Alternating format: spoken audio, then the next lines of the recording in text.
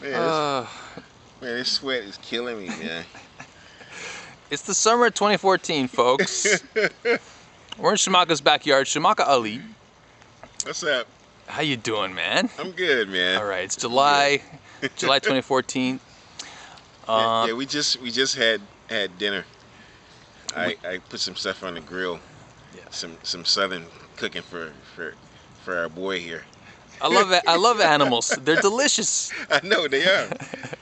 And if we weren't supposed to eat them, why are they made of meat? That's right. My God. Yeah. We've been having a man. good afternoon. Okay, I want to go all the way back to the beginning. You grew up in Memphis. Yeah, man. Your childhood, was this the 60s? What? 60s, 70s? I'm a 60s baby. 60s baby. 62. Okay, born 62. Yeah, man. That means in the 70s. Yeah, it was a lot of soul happening. My brother, I got 5 older brothers, and a couple of them were musicians. And one of my brothers, Clyde, he used to rehearse in the backyard with his band. And man, that was, I actually thought I saw Jimi Hendrix. That's the way some of the guys look, the afros and the dashiki and the cape and stuff, man, like uniforms, you know. But yeah, they used to rehearse in the backyard. Did you know you were going into music? Like, it was it for you? And I didn't know. I used to watch them until they rehearsed in the house. One of the guys, Darrell Wells, he left his drums. He was a drummer with Al Green. He left his drums at the house one night. I snuck in the back room, started tapping on him. Like, ding, ding. My mom would always say, "Boy, get out of that room before you break something you can't eat. Have to pay for something you can't eat." Like, wow, okay. You listened to your mom, didn't you? Oh, of course, man. Yeah. Yes, that's the voice of authority. When you got into your teenage years, what was your relationship with music then? Well, I was playing a lot down on Beale Street, almost every other day. This is a really famous, well-known street, Yeah, right? there's a park there called W.C. Handy Park. A lot of people got their start down there. You know, I was playing there before the Blues Foundation was even started. There was a guy walking around named Joe Saverin saying he wanted to start the Blues Foundation. He had a bucket, you know, asking for donations and stuff. So now the Blues Foundation is huge, but it was mostly blues. It wasn't R&B. It was blues and some gospel. So you know, you were learning blues at that age, right? Yeah, I mean, it was. I mean, you couldn't help it. Like everything was pretty much blues, R&B, soul. You know, it wasn't a lot of funk at the time. I hadn't gotten the funk yet. You know, but the blues, that's where it started. Am I right in thinking by the time you're 18, 19, you're in the studio, things are happening, you're getting paid? Actually 18, 19, I was gigging a lot. Yeah. 19, I got a gig with Albert King. You know, this keyboard player asked me if I wanted to do a couple of gigs. I was like, yeah. So, a quick Albert King story. I got my 6-piece drum set, Pearl drum set, set up in the studio, getting ready to rehearse with Albert King. He walked in the studio, looks at the drums. Why you got all those drums set up? I'm thinking, okay, trick question. I said, to rehearse. And he made me take everything down, but the kick, snare, hi-hat, crash ride, no toms. So that's how it started, and he taught me to shuffle. What was the shuffle like that he taught you? What I was doing, I was shuffling on the hi-hat, chit-chit, chit-pat, chit-chit, chit-pat. But the shuffle he did was on the snare.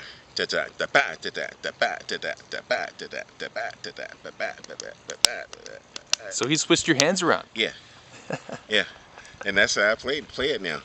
You still do that, open-handed? And I feel good playing it because Albert King taught me this. Let's advance. That's not selfish, is it? No, that's anecdotal. Man. That's autobiographical. Yeah, man. I'm like, man, he taught me this, so you can't say it's wrong. No, it's too personal. I know, man. Getting into What are we at? 62, 72. We're into the 80s by now. Actually, yeah, it was uh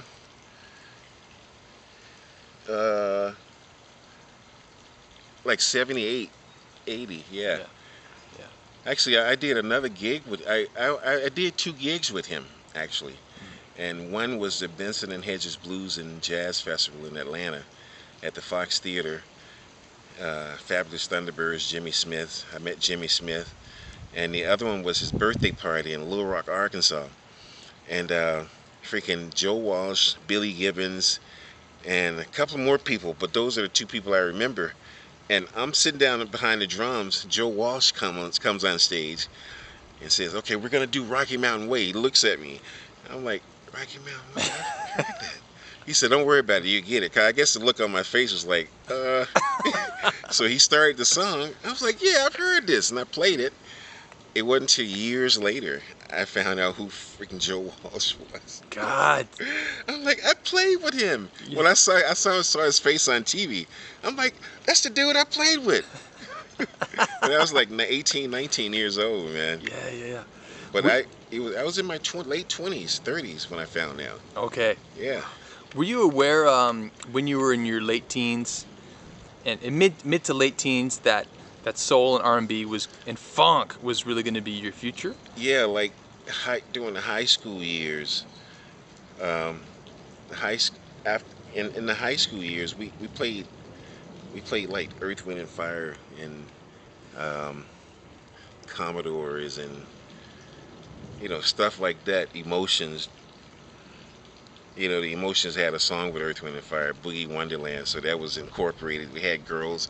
We had a high school band, jazz band, but we played soul and R&B. Yeah. So it was crazy. We didn't play one jazz tune, Right. and not one jazz tune in the repertoire. Um, but yeah, the club scenes. I mean, like in high school, it actually got to like P Funk, you know, P Funk and Bootsy and the Barcades and like Was who it else Gap was Band? Gap Yeah, Band playing they yet? came later. Okay. They came later, late 70s. Hmm. The early stuff, it was different. Yeah. But yeah, that's when our band, the Squares, we had a local. Well, the jazz band turned into the local band. It was a local band once it turned into the jazz band. We still played the clubs. So you guys were all the same age, pretty much, Yeah. the Squares. Yeah. Okay. Yeah. I want to jump back a sec and just talk about the condition of the gear and changing drum heads and the kind of stuff that there was no gear. There was Wow, no. man. You had It was to ask your whatever- neighbors to Hey, get it a was lift. whatever we got. Listen, my drum kit. The bass drum was orange sparkle. Uh, the first tom was pearl white. It was pearl with the pearl looking on it. The second tom was orange sparkle, but I took some thick fabric and black fabric and wrapped around it. I was gonna do the drums in fabric, and the floor tom was pearl white. So it was a different. It was whatever you got. If Right. it sound good, if it lasts, yeah, let's do it. Yeah. Like I've had my freaking hi-hat. I've had a freaking screw stuck in the hi-hat. I carry a screwdriver. Stick the screw in there, set it to my height, screw it, tighten it. Let's go. So we're talking about coming from the poorer side of Memphis. Hey man, it wasn't the poor side. We just didn't have Yeah. well, our parents. Well, my mom. My dad. I lost my dad when I was 7 years old. So my mom raised us, and she was a single mom raising 7 kids by herself. So, like my brother bought me my first drum set from the pawn shop. My first drum set, my first real drum, after the different color drum set, my first real drum set was a Royce drum set. Yeah. 5-piece silver Royce drum set. Then that got tore up, and that lasted me a few years. that got tore up in a car accident on the highway. We were in a car accident, lost all the equipment. A month later, we got a record deal. So everything changed. I got a Pearl drum set then. Just went and bought it cash. 6 piece. It was a nice kit, green, like Hey, that. And that lasted me for a while. And then I went to Japan. This was like 90s now. I in the 90s, I got a chrome Tama with the concert toms. oh yeah. Yeah, like 10, 12, 13, 16. And, yes, I feel bad, but I lost it. Yeah. I got married at the time. I lost it in the pawn shop. But then after that, I like companies started giving me drums. So it's a blessing. I've been blessed. Yeah. Let's go You know. back. I want to talk about Japan, but first I want to talk about all the touring road work you did in the southern states. Mm. This is the Squares, right? You guys used Yeah, to the play. Squares. You played But frat parties, and but before that, before the Squares, like I was saying, playing down on Beale Street, the guys I played with down there, we were called Fascination. nice. I'm sorry, I haven't said that name in a long time, man. But it was a fucking good band. Yeah.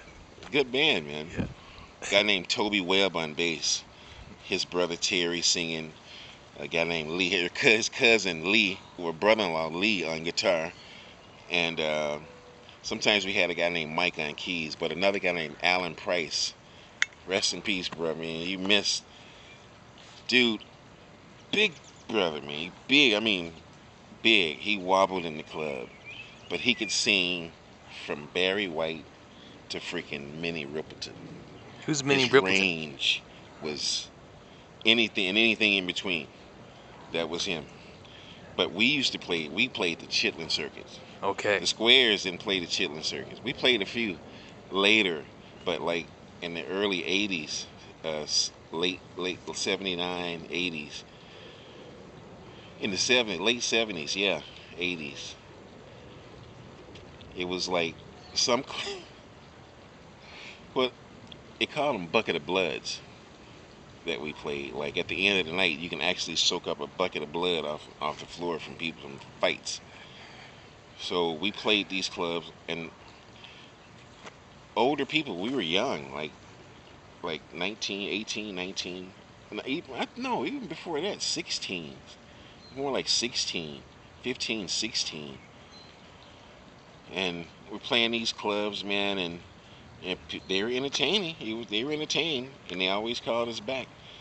And we traveled in this cargo van, not a cargo van, a cargo truck. Equipment in the back. We make space in front of the equipment so we can sit. There's 2 seats. Sometimes we made, in the wintertime, we made fires in the truck to keep warm. And Toby, if you see this, you know. You and Terry, y'all know. And Lee, y'all know. That's, man, just to keep warm, man. But we're happy, you know. Then from that, this guy used to take us out of town. Willie Britt. He used to take us to these different clubs. So there's the club called the Big Apple in Birdsong, Arkansas.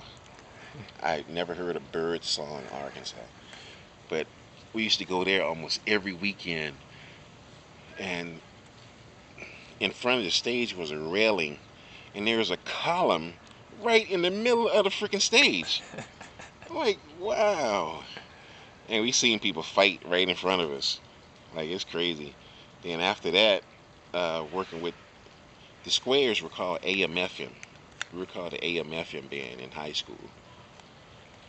So after high school, some other band got the name and put a record out before we did. So we changed the name to the Squares because all the guys in the band were square, but a few of us. And that's when we started actually traveling in vans. Get a 6x12 trailer, We used to rent equipment until we played enough frat parties to get our own. We got with an agency. We had uniforms, had different uniforms, and we traveled. We made our own money, had our own lights. Then we finally got our own van. So, Tell me about the time when you were filling up for gas or something, and some guy.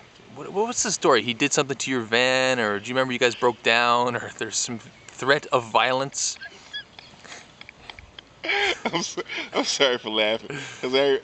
Well, we had rented a Winnebago that weekend, and Where were you, first of we all? were in Austin, Texas. Okay.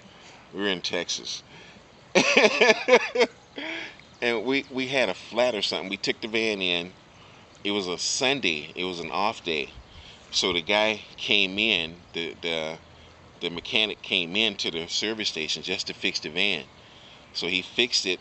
So we got down the road. But while we were there, some of the guys in the van were making Google eyes or making passes at the guy's girlfriend. I don't know if it was his girlfriend or his daughter. And so we got the van fixed and we left. Freaking tire started sounding funny. Like, hey man, he left a lug off of this thing. So we went back. So we went back to the place, and we told the guy, hey man, you left a lug off. And the guy said, okay, let me go get my gun.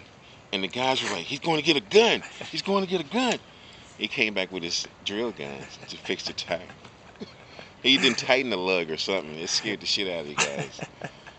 You used to go to Austin all the time, right? You Yeah, guys. we went to Texas every weekend. Like, we would rehearse, like, sometimes like Tuesday, Wednesday, Thursday, or Tuesday, Wednesday, leave Thursday night, going to Austin. We get there Friday morning.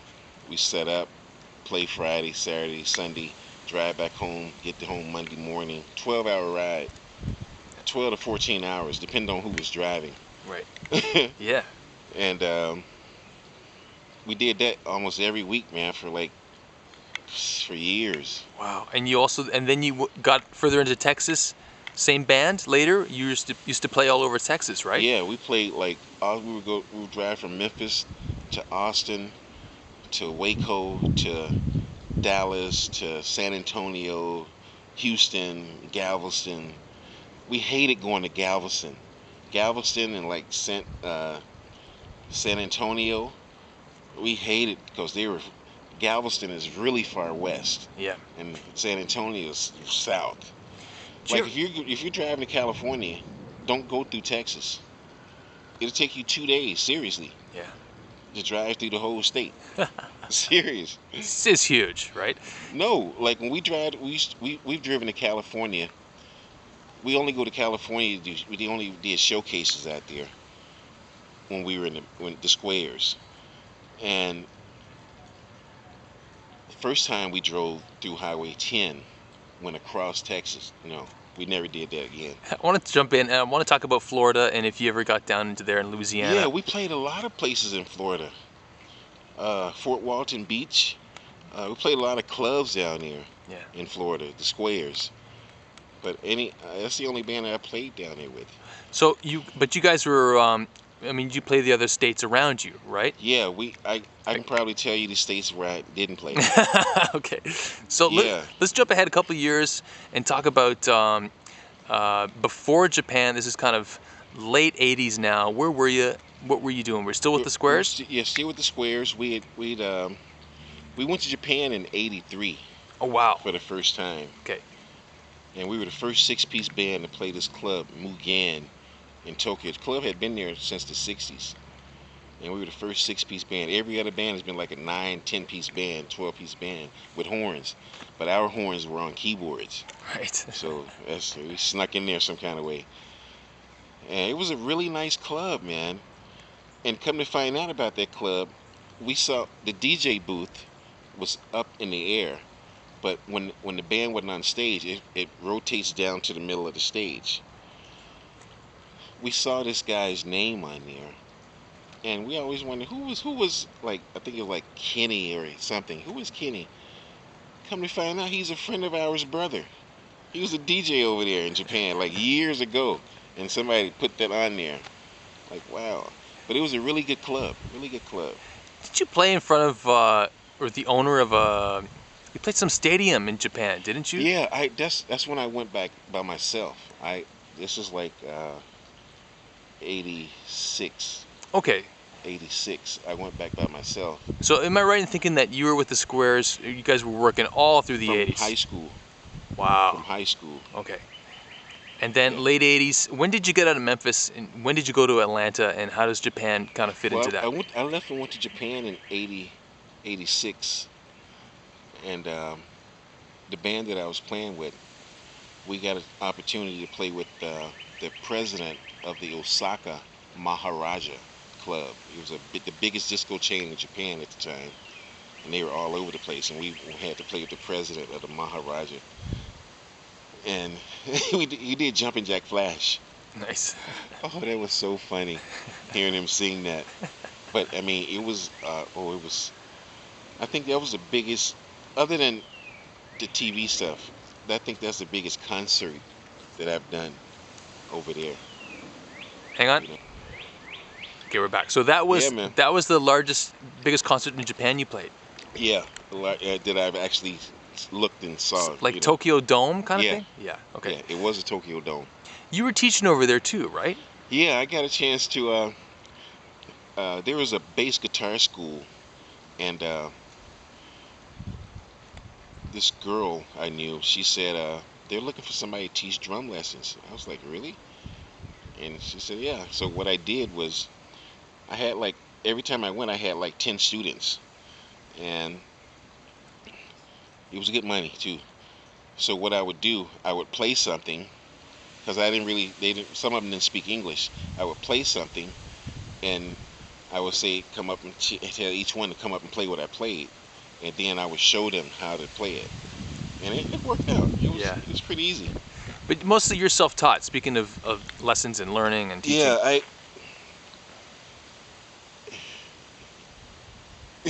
Ah, yeah, I'm self-taught. you're self-taught. Yeah, my cousin taught me a beat, and I learned the beat, and the rest is my story. Yeah. Yeah, it's I didn't go to school for drums. I mean, I guess my schooling was seeing all the older guys play. Like there's this drummer Tim Dancy. He used to play with Al Green. This is the guy that would hammer the drums. Just Yes, he looked like Animal yeah. from the Muppets. He was Serious with like the gap man, he was hitting hard. and the. I mean, he's man. Is that where you learned how like the importance of hitting hard? It was actually a couple of people. It was him, a guy named Rick Joyner, my brother's best friend in my neighborhood. He lived around the corner. I think the foot part came from him, Okay. because he had heavy feet, man. He was playing the drums at the high school before I got there, so I used to have to watch him play when I was in high school. So from a drum technique point of view, there really is a lot of crossover in between rock and soul R&B, you know, in terms of how hard the drums are being hit. A lot of people might not realize. Yeah, you got to get the sound out the drums, Right, man. right. Don't just lay the stick on it. I mean, you got to get, is there sound coming out of it? You hit it, some sound to come out, Yeah. you know? It just gets And better and more full the harder you yeah, go, right? yeah. Yeah. And I tell people, I don't play loud, I play solid. Yeah. So there's a difference. So you bashing, you playing loud, but if you're just playing just consistency. Dude, you are know? fucking loud. I'm telling you. You can think however you want. I'm not loud, man. Okay. Like I try to play for the space that I'm in. Yeah. You know? Yeah. You know, a lot of people like, come on, man, play louder. Like, I don't have anything to prove. Like, Yeah. I just want people to dance. I want them to dance. Keep the tune going. Late 80s. Are you back in Memphis? Yeah, Okay. yeah. I lived in Japan for 86, 86, 7 months. Stayed there 7 months. Came home, went back. 89. Went back in 90. November '90, right before the Gulf War, Oh yeah, I remember that. and I was playing with a band called The Right Choice then, and What happened to Fascination? oh The Right Choice. Okay, what happened? well, actually, Fascination. Toby actually, he's still playing now. Who's he with? He's an MD. Oh He yeah. he works in Dubai and Malaysia. Man. He lived in Japan. He lived in Toronto. Vancouver for a while. Oh yeah. Yeah, he used to send pictures home with him in magazines from Vancouver. Like, but I never got a chance to hang with him here. A lot of your buddies went on to, or people and people you know, to go out and work in some pretty big bands out of Los Angeles. What are the big music cities for you when you think of the States? Do you think of New Uh, York City? You think of Atlanta, Houston? Atlanta, L.A. Houston was one of the cities. Yeah. New York, Chicago. Um, yeah, that's about it. Okay. And so some of your pals, But they split and they went to Dubai and Japan and. yeah, like some like Toby left Memphis, man, and moved to Vancouver. Then he went overseas and just stayed. Started putting bands together, doing different tours. Did your friends end up on cruise ships? uh, I had a couple of friends on a cruise ship. One girl actually sang with Yanni, named Alfreda Jurl. She sang on a cruise ship for a while. All right. Yeah, she's Okay, 1990. We're in the early 90s, yeah. and you're back from Japan. Yeah, I was playing with The Right Choice, the band called The Right Choice, and right after that, I got a call to do the Oprah show with Al Green, and it was the drummer Darryl This is Wells. back when you had hair, right? Yeah, I I used to remember have this. locks, man. You had the dreadlocks. I had locks. Yeah, had a really thick beard. Yeah. My beard to hide my second chin. You know, trying to hide it with this, but it's not good enough. So you're playing with Oprah. You're playing Oprah's show. Yeah, man. I had one rehearsal with Al Green before the show. They gave me the CD, no cassette. CD or cassette, one or the other. Learned the show, and in rehearsal, he sat right in front of the drums, almost as close as you are now. And we played the set. By the time we got to the third song, he said, "Hold up, stop this." He said, "Hit the snare drum a little harder." That's it. And I played a few shows with him. Yeah. Cool. Yeah, we did Oprah's 20. She was honoring Motown's 25th anniversary. Oh wow. Yeah, man. It wasn't. Didn't she try to end the song and you? Oh man, I got to get that videos out some kind of way, because I've got a VHS copy of it. Yeah. And at the end of the song, you're holding the note, and Oprah looks over at me and does this. And I'm like, I'm still holding the note. That's my boss right there. I know you're Oprah, but that's my boss right there. And Al Green said, "Bah!" It was over. Yeah. That's who you got to follow, right? Yeah, man. Like, that was funny. I forgot I told you about that. Okay, so early 90s. Did you move? When did you move to Atlanta? Because I know you moved there. Like 90. When and why? Well, I got tired of Memphis. I was either gonna move to Detroit or Atlanta. Was But Detroit on a decline at that time? no, it was good. It was good. Okay. But the reason I went to Atlanta, this guy came to town with a band called T.C. Jason and Smooth Wave. So T.C. Jason was the bass synth player with the SOS band, Okay. and he had a couple of members from the band playing with his local band, and they played Memphis, and I was working security at the door that night. So I talked to the road manager, who was actually on stage. He was flipping, doing some stuff. You thought he was playing. He had the light board. There's a light board on stage, man. On stage. He looked like he's on stage, playing some stuff. You know what I mean? I've never. Yeah, Randy, I'm talking about you. I've never heard of that. That's great. Man. So I talked to Jason. He said, "Yeah, we're putting the SOS band back together." Like, the band had split up. The lead singer did a solo project, and the the band used another lead singer, but the original band was getting back together, and I got the call. So I moved to Atlanta. That's why I moved to Atlanta. Was it a comfortable shift? Can we talk about the conditions of your Yeah, life at the time, or skip that? yeah. It was. You're with I was. friends, right? I was in a different headspace. I was by myself, Okay. but I knew one of the guys, the guy who house I stayed in. I stayed in his dad's house. His dad had just died about a year before, but he didn't know what to do with the house, so he let me stay in the house. And everybody, like, they took care of me. Yeah. Yeah, I didn't have to want for anything, man. They took care of me because I was there by myself. You know, How are the gigs at the time? Is it good? Like fun times? the gigs. Yeah, when you look back in your Yeah, life, man. it was a good happy time. Yeah, man. It was like almost every weekend you were playing a different club or the same club. Yeah. Like Friday you did this club, Thursday you're at this club, Saturday you're at this club, and it was a club to be at. Were You you know? on planes going out to gigs and across the country and internationally yet? Were you on the road around the Yeah, states?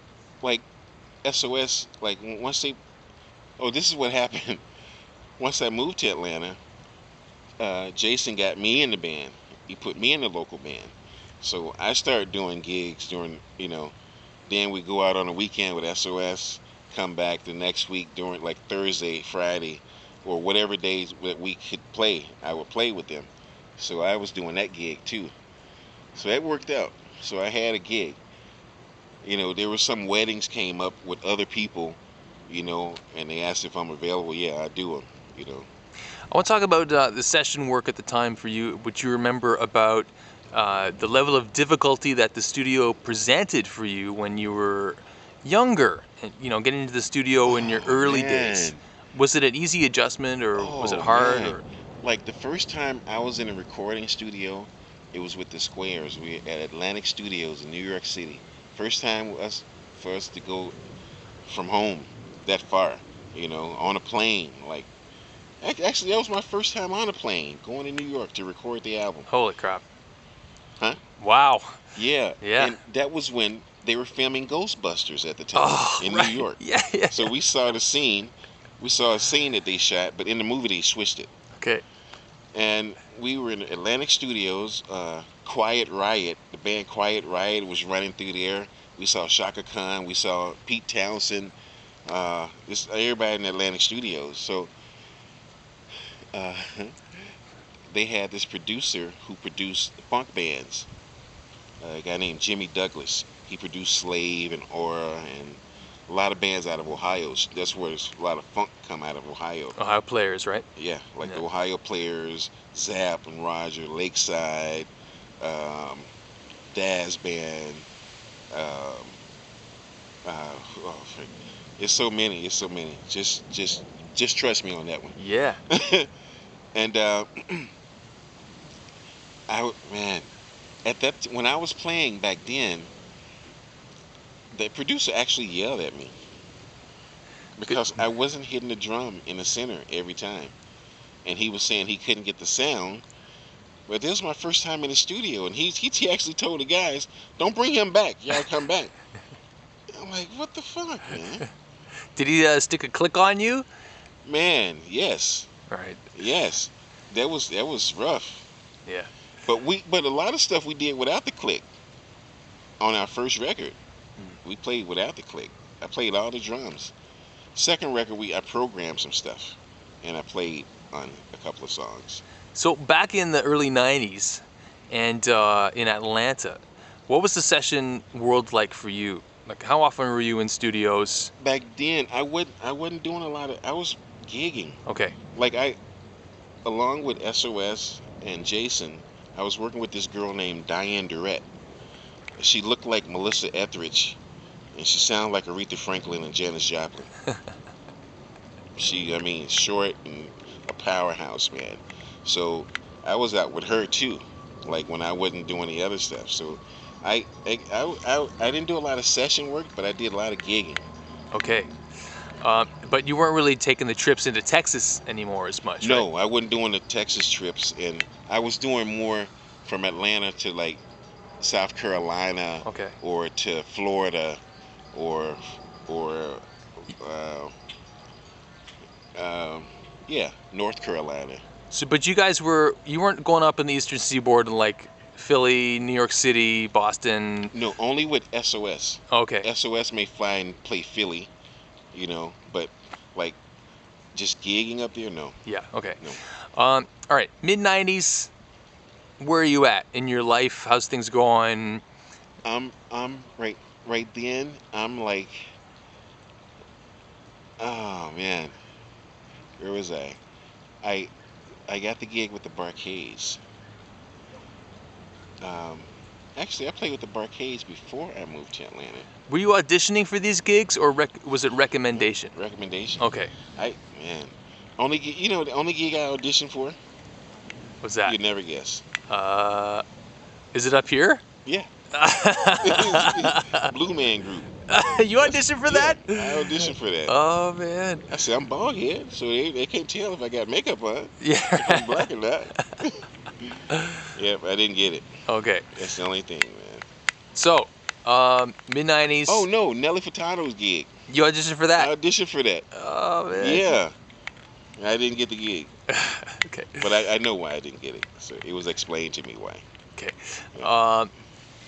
Barcase. Yeah, man. So I travel a lot with them, man. I played with them about 15 years. So that was actually before I moved to Atlanta. I'm sorry, I didn't move to Atlanta till '96. Oh, okay. Yeah, sorry. So you're Mid-90s. early '90s. You're still in Memphis. Yeah, still in Memphis. Oh, okay. And traveling around. Sorry, No problem. It's 25 years I'm ago. getting old.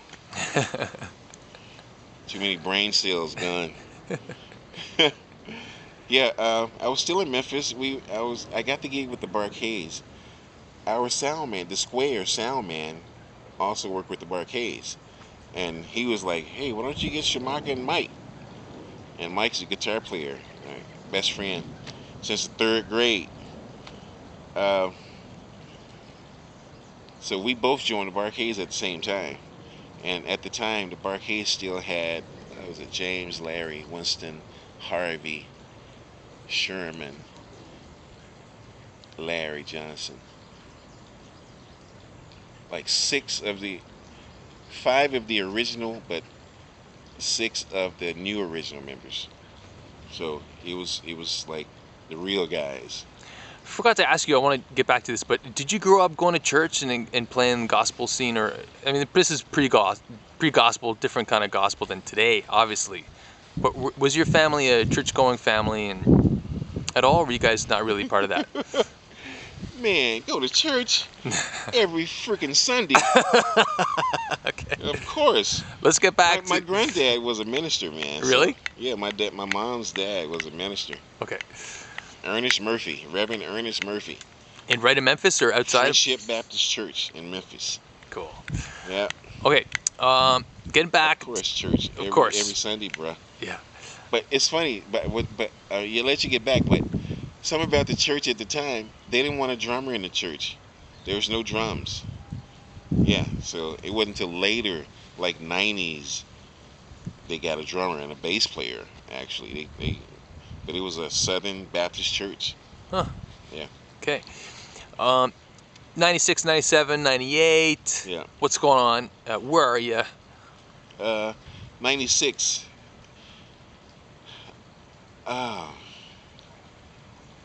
Late 90s. Okay. I got it now.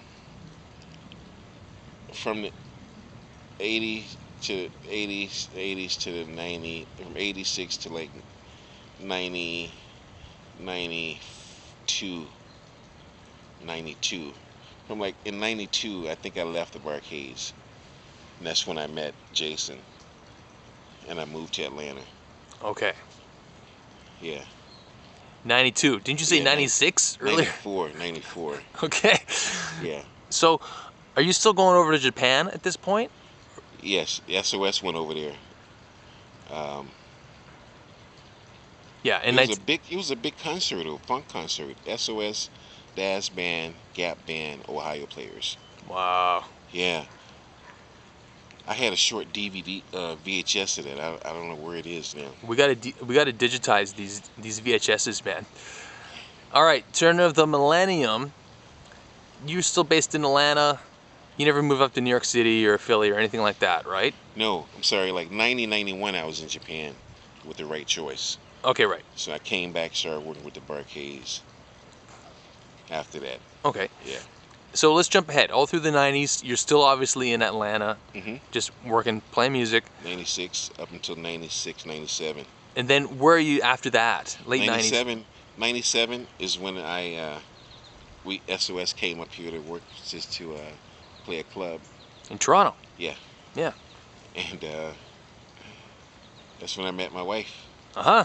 Cindy. Yes, yes, sir. And she swept you She away. kidnapped my ass. Yes, she did. That's right. You had kids at the time, right? Yeah, I got older kids. Yeah. I got older kids. Right now you have a total of 6 kids. Yeah, man. I wish I could have my kids here, man. I really would like them to be here. They're still down in Memphis, right? Yeah. Some of them? They're in Memphis, yeah. Yeah. Okay. Yeah, So, grandkids too. yeah. Yeah. You met Cindy, and Yeah. and then you moved in with her. You moved up to Canada, No, basically. I came up. It was more back and forth, like like okay. I came up. I stayed for a couple of weeks until time for my gig. I left, did my gig, and I rerouted my ticket to come back here to visit until my next gig the following weekend. So I would stay a week, fly back out to a different city, come back, stay a few days, then we'll drive to another city. She'd go with you. Yeah, this Yeah. time, if it's close enough to drive, like Chicago and Detroit, Indiana, Indianapolis. Yeah, that's close enough to drive. And I was doing that every weekend for almost 10 years. Every freaking weekend, man. So it wasn't like I was just here for a long length of time, but I would come back here, visit. They asked me when I come in, like, how long are you here for? A week? Okay, coming in for a week, right back out the next weekend. Yeah. So it was fun. Hang on. It's in the middle of the interview. Like, what happened? Okay, we're back. We're back. All right. It's the new millennium. You're up. You're up. You're up in Toronto. Yeah. All right. And you settled in. You've established yourself as a session guy, and R&B soul freelance cat. Well, when I first came on the music scene here, it was like from visiting. Like I really didn't know much about it, you know. Like a couple of times I stayed like 2 weeks, and like that weekend we would go out to clubs, and she would show me around different clubs. I saw a few bands, and I came back on another trip, and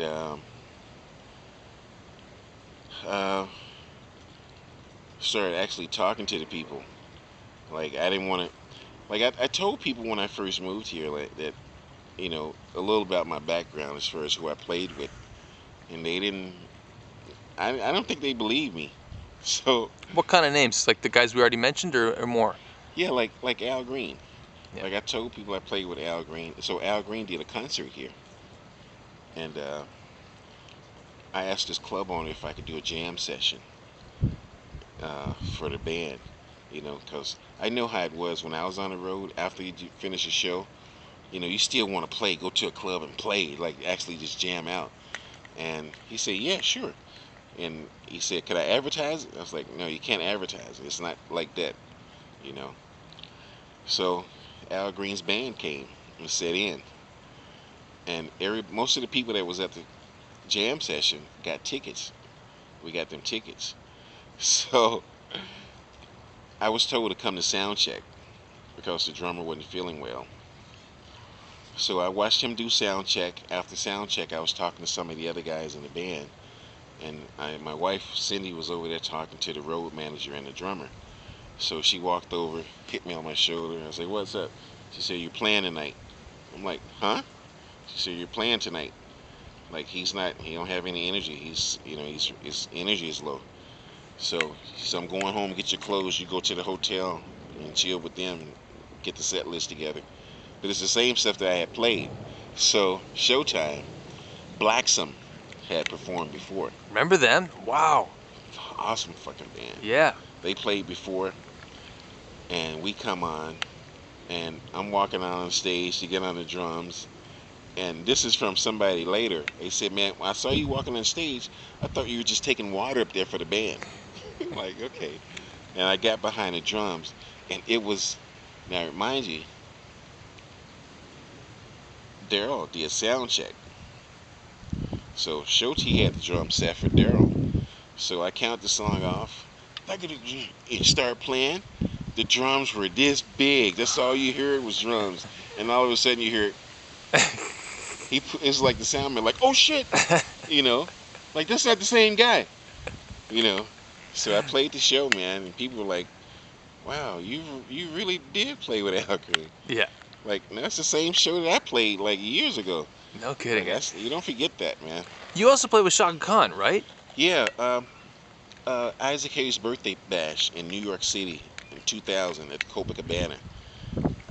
We backed up Shaka Khan, this girl named Cheryl Pepsi Riley,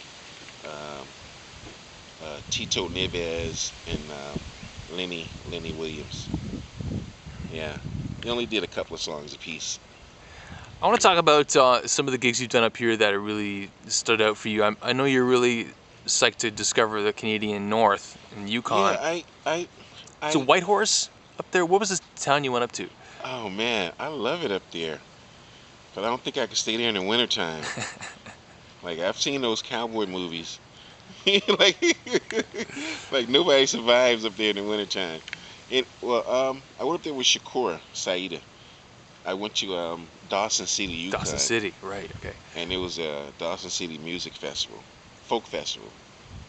No, music festival. And it was, I didn't know what to expect. I'd never been. I mean, the furthest west I've been was Vancouver, Victoria. Yeah. That's as far as west I've been. We can't go further west than that. Huh? It'd be the ocean if you go further west. I know, right? So we get there. Well, before we left, we had a choice to either. I'm sorry, it's dry sweat that's got in my face. We had a choice to either stay at the hotel or stay at this lady's house. And Cindy said, take the lady's house. So stayed there. Come to find out, her dad was one of the Tuskegee Airmen. What's that?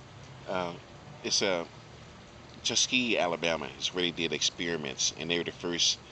You seen the movie Red Tails? No. But that's what that's about. The black fighter pilots. Oh, I see. Yeah. Okay. The Tuskegee Airmen, because they didn't think black fighter pilots could, do that. Right. So she was one of those. But I stayed at her house. But the festival, man, it was like all different kinds of music. And what I liked about that was, I mean, I got to see sights and got a lot of information from her. But they did this thing called a potluck. Now, you got bands from all over the freaking world. There was a band from Israel there. So the potluck is they take people out the band and put them together. There's some footage on YouTube. It's just type in Dawson City Music Festival. Sex Machine, Dawson City Music Festival. Yeah, type that in. Right on. And you see me. Having a good time.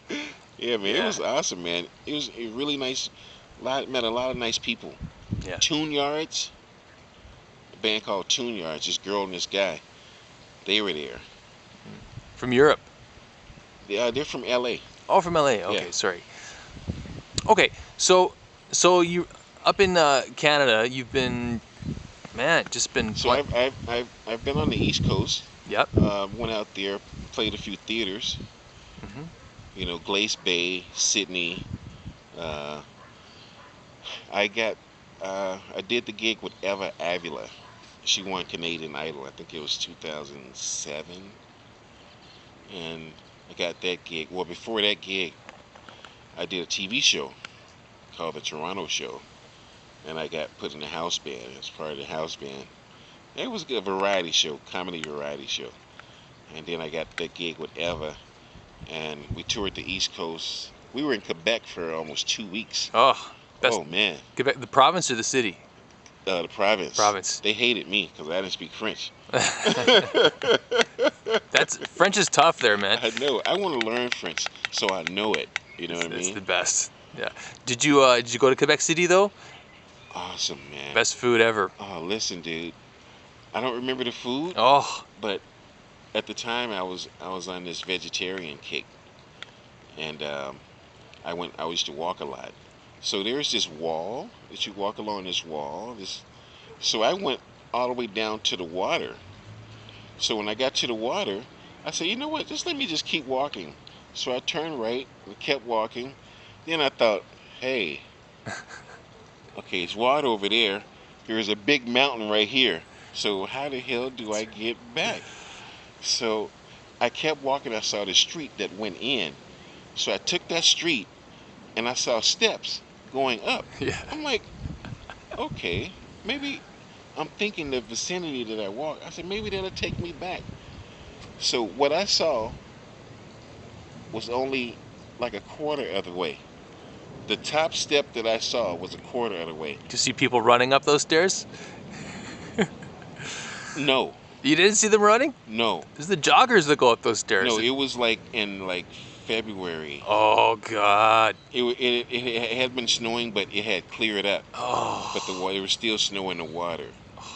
You know the steps I'm talking about? Yeah, yeah. Dude, yeah. I did. I think it's 400, 500. 407. I think. I counted them suckers, man. I'm serious. I'm glad you know what I'm talking about. I was man. So I walked up and I'm on this little reserve, like this park area. Yeah. So I walked through and I saw the bus on the street. I was like, good. And I went into the bus. I knew the code. I got in the bus, got some water. I sat down. Like, God, I'd never do that again. Oh man, Quebec in February is Yeah, man. cold. It was Wow. February, March. Yeah. March, yeah. Okay, so so back in Toronto, I mean, you've been playing in bands here ever since you moved here, right? Well, I put a band together called Shamaka featuring Carlos Morgan. And we played a few clubs. I mean, it was nothing to write home about. Played a few private parties. And then I started sitting in with this band Soul Stew. And they were playing College Street Bar. Then they left College Street Bar, and I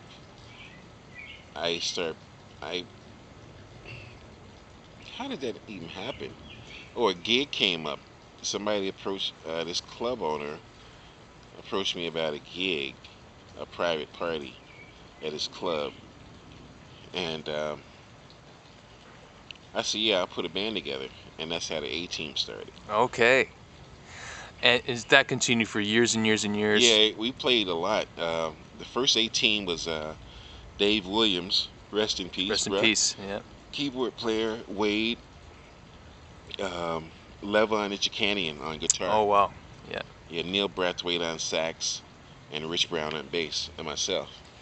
What are some of the things that when you think about Toronto, you just breathe a sigh of relief? You know, is there stuff that comes to mind that just kind of makes you feel good and like it's nice? The melting pot of people. Yeah. You Talk know, about that for a sec. It's just it's like the condo where we lived before. Like across the hall, they were from Yugoslavia or something. People next door to us were from India. People across the hall from them, they were from like Tibet or something. Down the hall, he was from South America. Across the hall from him, it was like a melting pot. It's just a melting pot of people here, and everybody get along. And it's not like that in the States, man. It's like you got blacks here, whites here, you got the Mexicans, you got, it ain't like that there. Yeah. Do you feel like talking about the differences between the U.S. and Canada a little bit? I mean, the border is 20 kilometers to our right. The States is right there. No, Yeah, but the differences are friggin' infinite. it's the mentality is different. Yeah, I mean, Canada was founded different than the States, so yeah, it's a little different. yeah, Well, kind of the same way. Well, it was kind of like, yeah, it's kind of the same way actually. I'm thinking about. You ever heard of the Trail of Tears? no, Okay, that's when the U.S. government they marched all the Indians west of the Mississippi River, okay, but it was in the wintertime, so they gave them blankets to cover themselves. But the blankets had smallpox in them, right, yeah, yeah, so that's why they call it Trail of Tears. good times. And like Yeah. in Toronto or Canada, there were Indians here too, right? Oh God, yeah.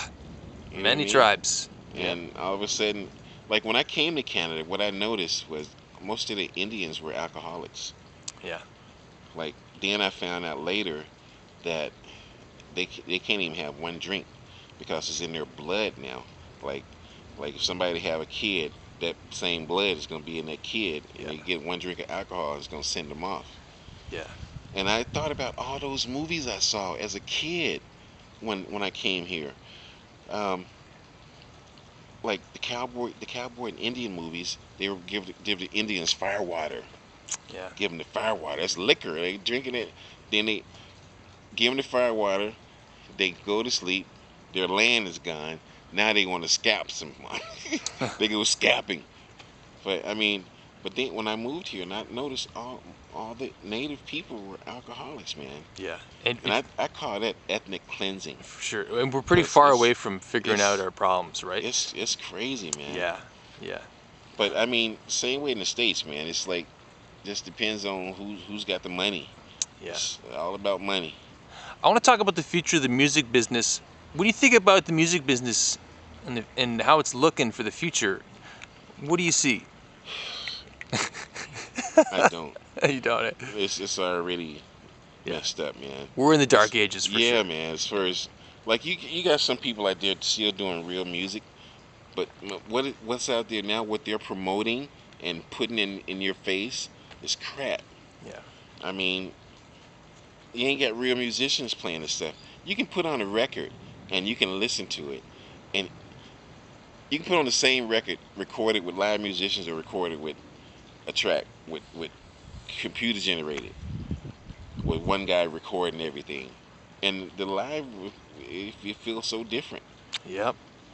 But now the stuff they putting out there is just for a cash grab. Let's make some money off of this. Let's just put this down their throat. Let's just like, oh man. If you had a record company, what would be some of your priorities with Hey, artists? it would be real music. Yeah. That's it. It would be real music. Do you think you'd be Music with substance with substance? that Yeah. talks about stuff that's Yeah. not not uh not my pumps. I like like my pumps. Crazy shit like that, man. Well, what's the it's a lot of them out there. Yeah. Like, yeah, it's ridiculous. Would you ever own a club? I mean, if somebody said, "Here, Shamaka, here's $200,000. I want you to start a club," and would you be good at that? Do you think, or would? Dude, hell yes. Yeah. Yes, man. Are you kidding me? It'll be the best entertainment, bro. I'm serious. You won't catch, man. I can't even say. I'm not gonna say, but it'll be the best. You want to come to this club all the time Okay. because of the entertainment. You'd be happy running it? Yes. Yeah. Cool. Well, Most of the time, right? Because there would be headaches. I would set up. I want to set up the what do you call it the schematic for what kind of music and what kind of concept. It's got to be this. Can't be this other shit. It's got to be this. That's the only way it'll work. Yeah. Yeah. Like I, that. I want to do that. Yeah. Right. I would, man. Okay. So we're coming to the end of our interview. I gotta say thanks, man, for doing this. It's great to get you on We're at film. the end? Well, we can keep going. Oh, wow. Okay. All right. I want to jump in with a couple new questions then. Okay, that's cool. Okay, you mentioned your family. Were you like from a musical family? Were your uncles Well, musicians my and uncle, grandparents it's and funny. stuff? My uncle was a singer. He sings bass. Yeah, he talks like this too. Hey, what? He has a really deep voice, man. And his name is Eddie Murphy. Would he look like him? No, nothing like him. Um, I out of my five brothers, one, two, three were musicians. Two were trumpet players. One was a sax player, singer. One actually played in bands, the trumpet player, and that's the one that used to rehearse in the backyard and in the back room, Clyde. And they played stuff like Three Dog Night and Blood, Sweat, and Tears type with horn, Tower Power, horn-driven bands. Right. So were they taught that in grade school about In horns? high school. High school. Okay. High school. Yeah. And listening to the music on the radio, like, and something I noticed from back then and now, I got to say this. I never knew that horn players needed people to write charts for them. I swear, I swear, I never knew, because back then we put a record on. We're in everybody, the whole band's in the room. We put a record on. We playing, and we hearing. Okay, I'm playing this. Wasn't nobody writing no charts. We hear your part. You hear your own part. That's. Yeah. Just go by ear. I didn't know, but then I started working with some people, and they said we need the horn players to write out. You need the keyboard player to write out the charts. Like, huh? Why don't you write your own charts? This is what I'm thinking to myself. I remember. Then they explained it, like the voicing and this and that. I'm thinking like, man, we never used charts. I didn't see charts until my first time ever in the studio. Right. Yeah. Do you talk about, or do you feel like mentioning how hungry American musicians tend to be? Like they're really hungry about stuff. Yeah, right? because they see it. They see it all the time. Yeah. They see it on TV. They see people, being successful, and they want to do it. Yeah. And And they know they can do it too, right? Yeah. Yeah. And they breed them, man. They got 7-year-old kids, man, like killing instruments. So there's really no lack of confidence comparatively, right? To Well, up your. yeah. I mean, you just have to keep it instilled in them. Just have to keep telling them like they can do it. They need just positive reinforcement. Yeah. Damn Because right. a lot of times you get people saying, "Man, you ain't never gonna do nothing. You're gonna do this. You're gonna be this. You're gonna be throwing that negative stuff on them." But I never had that. I never had anybody like breathing down my neck say you better do this, or it was like, okay, you want to do that? Okay, you do that. Just be good at it. My brother told me, man, there's a lot of drummers out there, and you better be good, man. Yeah. As drummers come dime a dozen, like you better be like younger. So I practice a lot, and I've been blessed. Yeah. I've been blessed. I'm thankful. I think you're doing okay. We haven't even. I don't live on a freaking ranch or nothing, but we haven't even mentioned all the heavyweights you've played with, man. No, man. All right, I've been blessed, man. You've been blessed. I gotta say thanks. You want to know who I played with? I You do. got time? I got 15 seconds left on this clip, so let Okay. me just switch. Hang right there. Hang on. Okay, we're going. Okay. Quick list of the people Isaac Hayes. from the beginning. You know what? I never played with Isaac Hayes. Okay, so you go ahead. Sorry, don't mind me. Man, I wish I had. But I did turn down the James Brown gig. No way. Yeah. I had just started working with United We Funk. United We Funk consisted of the Daz Band, the SOS Band, Confunction, the Barcades, and Charlie from the Gap Band. Charlie Wilson. Charlie Wilson, yeah, from the Gap Band. Can you go back a little more chronologically and start with some of the heavyweights you played with? From chronologically? Yeah, okay. First, from starting in Memphis, this guy, Lil Bobby Tillison, blues singer, Ted Taylor, blues singer,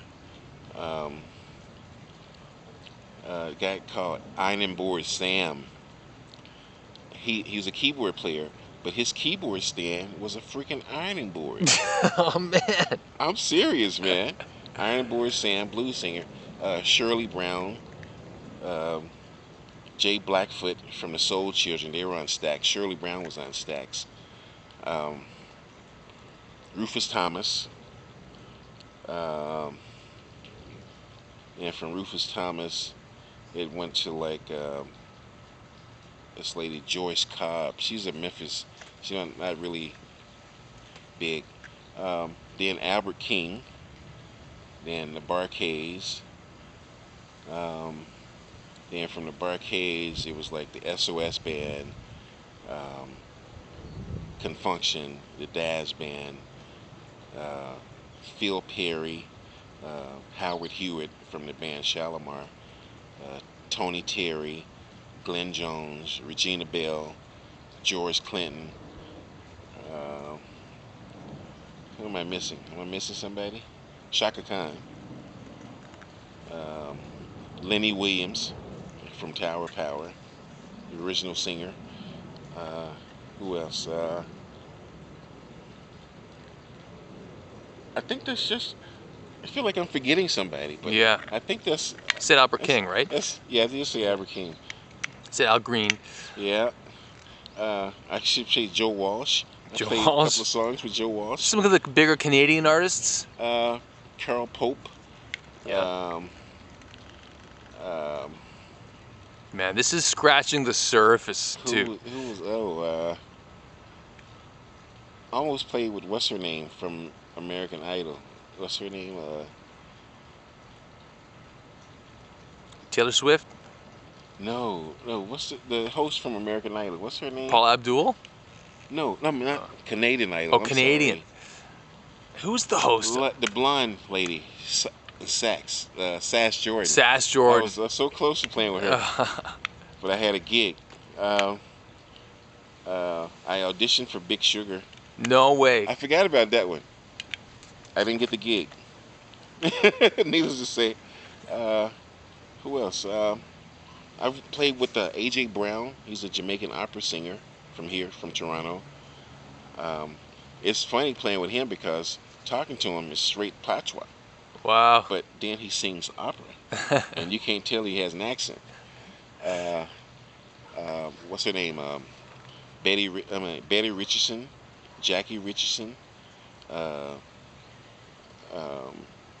What's the brother and sister name? I just saw him on a picture with Eric Mercury the other day. Jay Jackson, Sean Jackson. That's the blues, the R&B, soul area of Canada. That's about it, I think. I mean, locally, like local artists like Estero. Yeah. I toured with her, did a couple of tours with her. Ivana Santilli, Eva Avila. You played with one of the singers of the Rolling Stones, and they came to town. I was there. I remember that. Yeah, it was Bernard Fowler. That was hilarious. Yeah, he did a gig for it was some Keith Richards' birthday, and he wasn't even there. Yeah. Down at Stone's place. No, I saw you at Revival, man. It was Bernard Fowler and the Blondie Chaplin, the kind of blonde afro. Oh yeah, the guitar player. Yeah. Yeah. They were just sitting in. Yeah, they came to jam. Yeah. Oh, it was great. Yeah, but I did a party for Keith Richards' birthday party at Stone's place, and they had T-shirts printed up. And I'm thinking, man, Keith Richards coming? I'm like, no. No. Yeah, man. I think we got to get you to a rehearsal. Don't you have to rehearse downtown? We better get you into town. Who, me? Yeah. Oh shit. Yeah. That's right. I got a rehearsal. We gotta go. I forgot. We gotta go, man. Okay, nice talking with you, man. Thanks, Shamaka. You know, we'll catch up at the courthouse. Perfect. Okay, man. All right. Peace. Shamaka Ali.